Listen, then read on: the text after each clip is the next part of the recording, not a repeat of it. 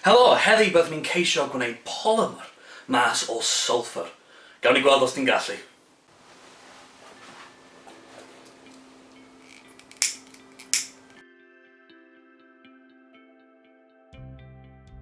Mae gan sylffwr pwynt toddi eithaf isel o ddim ond tua 115 gradd Celsius. Mae hon yn ddigon isel i toddi'r sylffwr dros llosgwr spirit eithaf fach.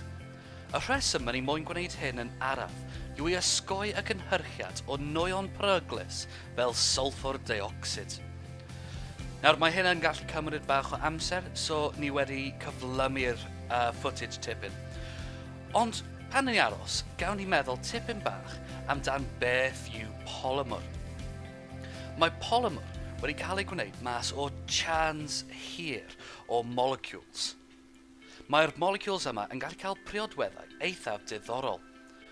Mae rhai polymer sy'n cael ei gynhyrchu fel plastig a gwydyr, ond hefyd mae yna llawer iawn o polymers sydd yn digwydd yn naturiol, fel gwlan neu hyd yn oed eich DNA chi.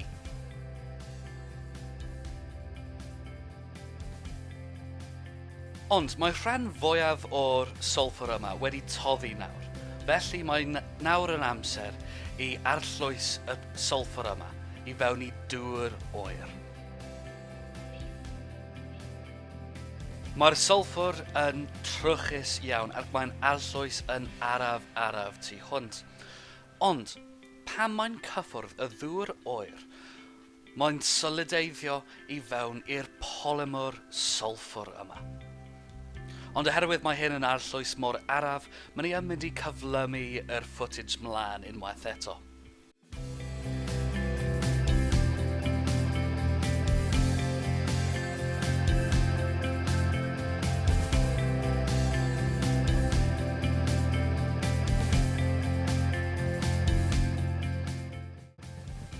Nawr mae'n amser i cymryd y polymer ni mas o'r ddŵr oer. Iddyn ni'n gallu gweld a tipyn bach yn well.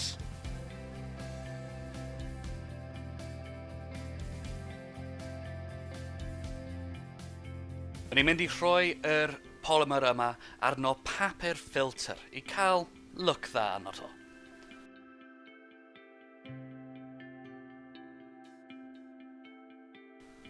Nawr, mae wedi cymryd mlaen priodweddau plastig iawn yn hollol wahanol i'r sylffwr crisialog roedd ni wedi dechrau efo. Ond gawn ni gweld beth sydd yn digwydd o safle molecular. Nawr, mae sylffwr yn bodoli yn tymheredd ystafell fel molecule cylch 8 ochr.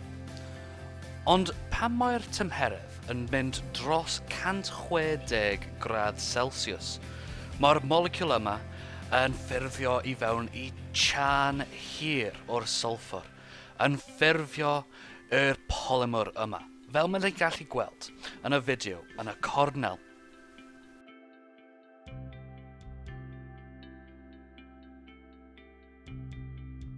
Nawr mae'r tymheredd y ffurfiant yn tua dim, oherwydd am pob bond o sylffwr sy'n cael ei torri, mae un newydd yn ffurfio.